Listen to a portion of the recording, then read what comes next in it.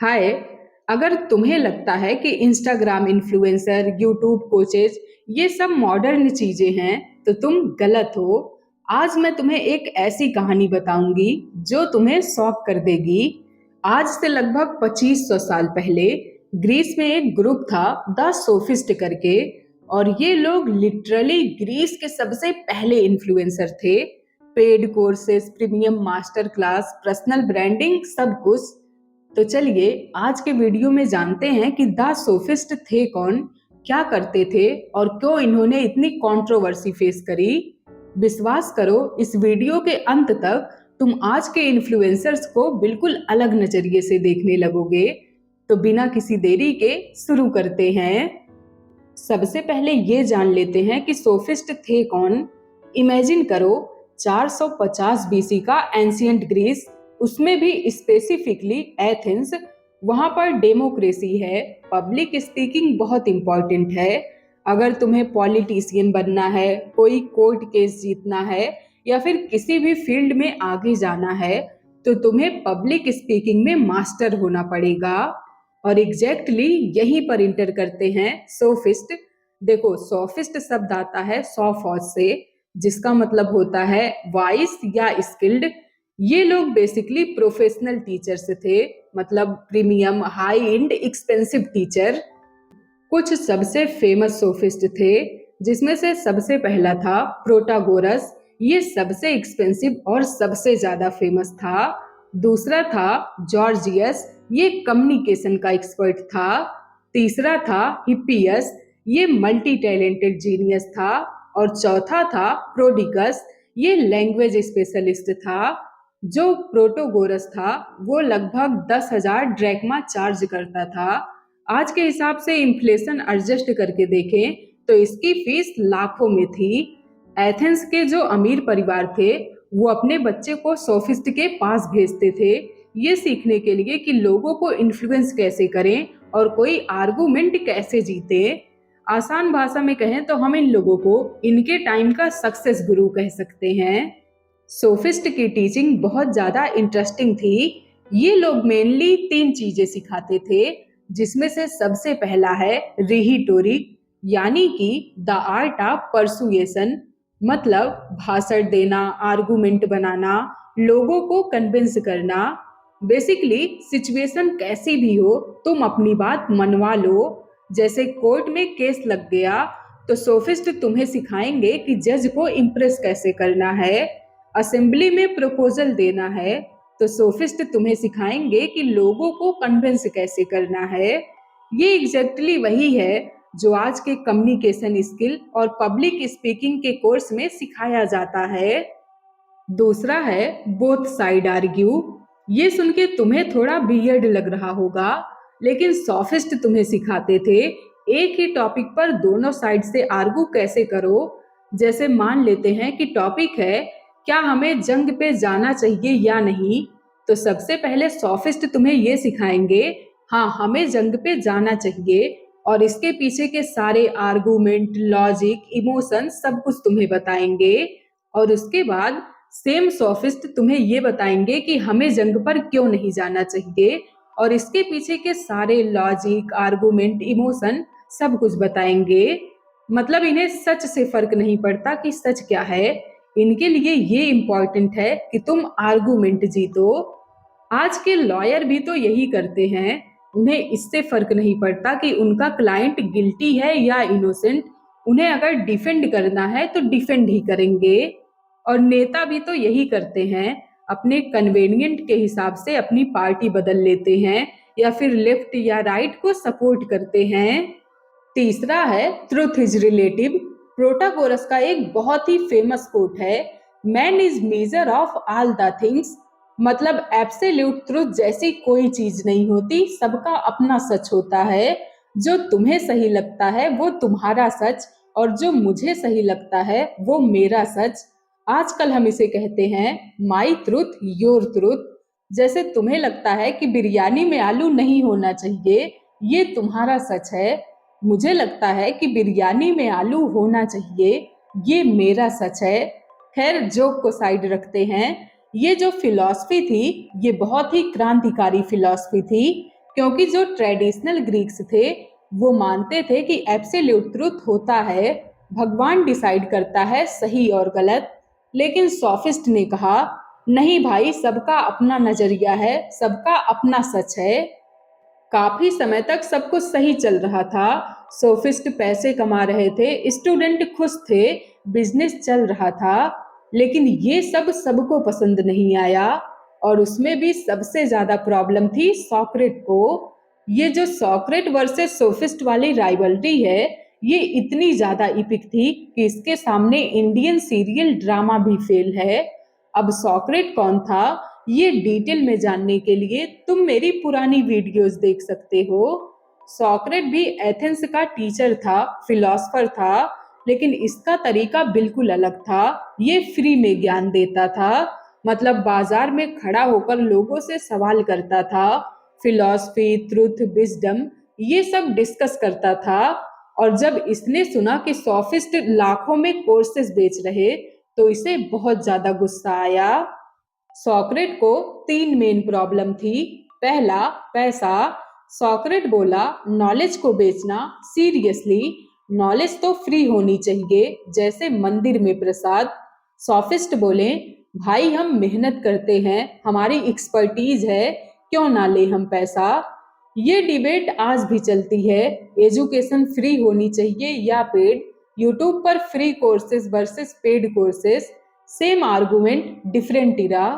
दूसरी प्रॉब्लम थी win versus truth. सॉक्रेट का कहना था ये लोग सच ढूंढना नहीं सिखाते, बस जीतना सिखाते हैं। मतलब सोफिस्ट तुम्हें ये नहीं सिखाते कि सच क्या है, वो लोग बस तुम्हें डिबेट जीतना सिखाते हैं, चाहे तुम्हारा पॉइंट सही हो या गलत। सॉक्रेट कहते थे सच इम्पॉर्टेंट है, विजडम इम्पॉर्टेंट है। सोफिस्ट कहते थे जीतना इम्पॉर्टेंट है, सफल होना इम्पॉर्टेंट है।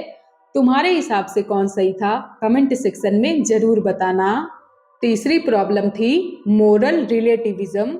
ये सबसे बड़ी प्रॉब्लम थी। अगर सब कुछ रिलेटिव है, सबका अपना सच होता है, फिर तो सच और झूठ का कोई स्टैंडर्ड ही नहीं बचेगा।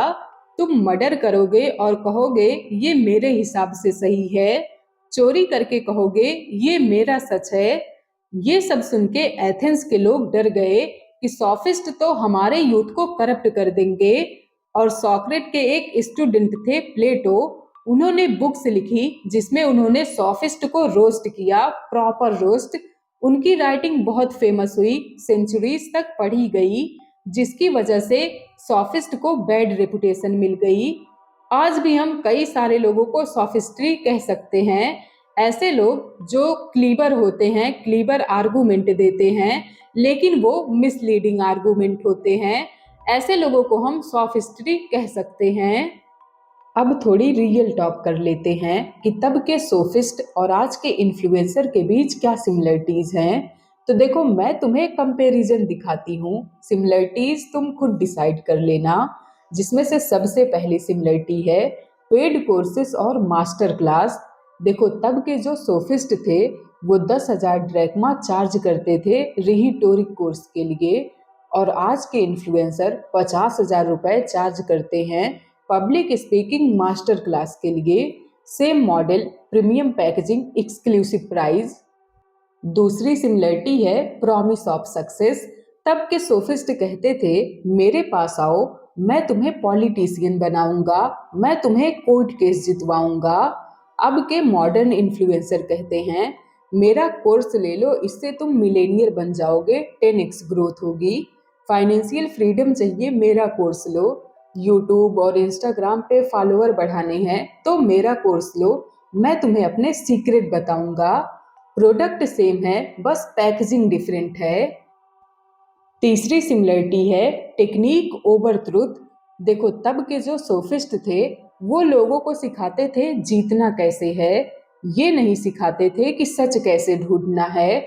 और आज भी कई सारे कॉपी राइटिंग और मार्केटिंग कोर्सेस हैं जो लोगों को सिर्फ साइकोलॉजिकल ट्रिक सिखाते हैं कि कुछ भी बेचना कैसे है। उन्हें इससे फर्क नहीं पड़ता कि वो प्रोडक्ट सही है या गलत।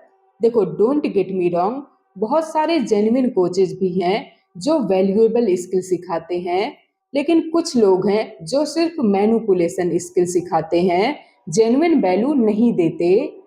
चौथी सिमिलरिटी है क्रिटिसिज्म एंड बैकलैश। देखो, जैसे सॉक्रेट ने सोफिस्ट को क्रिटिसाइज किया, वैसे ही आज भी कई सारे लोग इन्फ्लुएंसर को क्रिटिसाइज करते हैं कि ये लोग पैसे के लिए कोर्सेज बेचते हैं, कंटेंट तो फ्री होना चाहिए, ऐसे ही और भी 20 बातें कहते हैं। 2500 साल पहले भी सेम क्रिटिसिज्म था, आज भी सेम क्रिटिसिज्म है। पांचवी सिमिलरिटी है इस्टेब्लिशमेंट को चैलेंज करना। तब के जो सोफिस्ट थे, उन्होंने ग्रीक के ट्रेडिशनल एजुकेशन सिस्टम को चैलेंज करा। आज के इन्फ्लुएंसर भी यही करते हैं। वो कहते हैं कॉलेज डिग्री की कोई ज़रूरत नहीं, यूनिवर्सिटी में टाइम वेस्ट मत करो, रियल स्किल ऑनलाइन सीखो। सेम एनर्जी इस्टेब्लिशमेंट को चैलेंज करना। अब आते हैं मिलियन डॉलर क्वेश्चन पे, सोफिस्ट अच्छे थे या बुरे? और उससे भी इम्पोर्टेंट, आज के इन्फ्लुएंसर अच्छे हैं या बुरे? तो देखो, अगर मैं ईमानदारी से कहूँ तो कुछ भी पूरा ब्लैक और वाइट नहीं होता, ग्रे शेड भी होता है। ठीक वैसे ही सारे इन्फ्लुएंसर बुरे या अच्छे नहीं होते।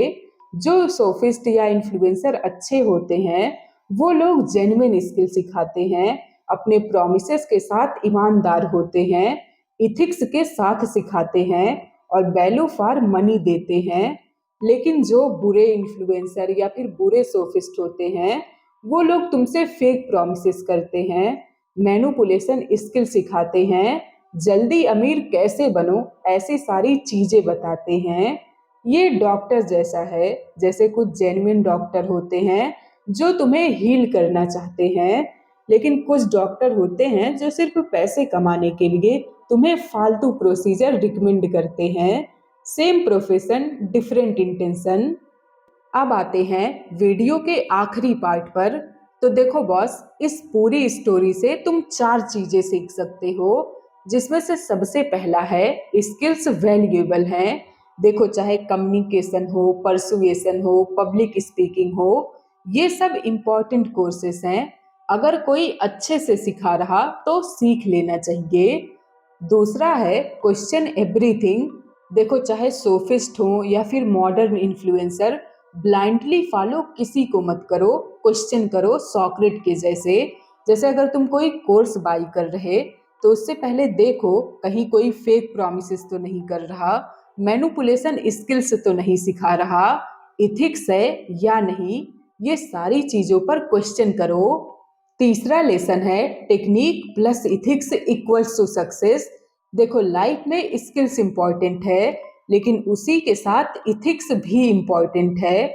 लाइफ में जीतना इम्पॉर्टेंट है, लेकिन ये भी मैटर करता है कि तुम जीतते कैसे हो। मैनिपुलेशन स्किल से तुम शॉर्ट टर्म में सक्सेस पा सकते हो, लेकिन अगर तुम्हें लॉन्ग टर्म सक्सेस चाहिए तो तुम्हें ईमानदार होना पड़ेगा। इसके अलावा कोई रास्ता नहीं है। चौथा लेसन है योर रिस्पॉन्सिबिलिटी। देखो, एज अ कंज्यूमर तुम्हारी ड्यूटी है रिसर्च करना, रिव्यू देखो, ट्रैक रिकॉर्ड चेक करो, प्रॉमिसेस रियलिस्टिक हैं या नहीं, इन सारी बातों पर ध्यान दो। और अगर इसके बाद तुम्हें लग रहा कि ये कोर्स जेन्युइन है, तभी बाई करो, वरना मत बाई करो। अपने पैसे और टाइम की रिस्पेक्ट करो। तो ये थी सोफिस्ट की कहानी। 2500 साल पहले के इन्फ्लुएंसर जो आज के इन्फ्लुएंसर से बिल्कुल अलग नहीं थे। इससे हम कह सकते हैं कि हिस्ट्री रिपीट होती है, ह्यूमन नेचर सेम रहता है। लोग सफलता चाहते हैं, शॉर्टकट चाहते हैं, स्किल चाहते हैं, और कुछ लोग हर समय में ये सारी डिमांड पूरा करने के लिए रेडी रहते हैं, चाहे वो अच्छे तरीके से हो या बुरे तरीके से, वो ये डिमांड को पूरा करते हैं। अभी रात के 1 बज रहे हैं और इस वीडियो की आधी वीडियो मैंने दिन में रिकॉर्ड की है और सोचा था आधी कल करूंगी, लेकिन जब मैं खाना वाना खा के आई और देखा यूट्यूब स्टूडियो पे बहुत अच्छे अच्छे कमेंट थे और मुझ में इतना ज़्यादा मोटिवेशन आया कि मैंने रिकॉर्ड करना शुरू कर दिया। तो अगर तुम्हें ये वीडियो पसंद आई हो तो इस पे भी ढेर सारा लाइक और कमेंट करना, इसी के साथ सब्सक्राइब और हाइप भी कर देना। मिलते हैं अगली वीडियो में, तब तक के लिए थैंक यू फॉर वॉचिंग। खुद को बेहतर बनाते रहिए।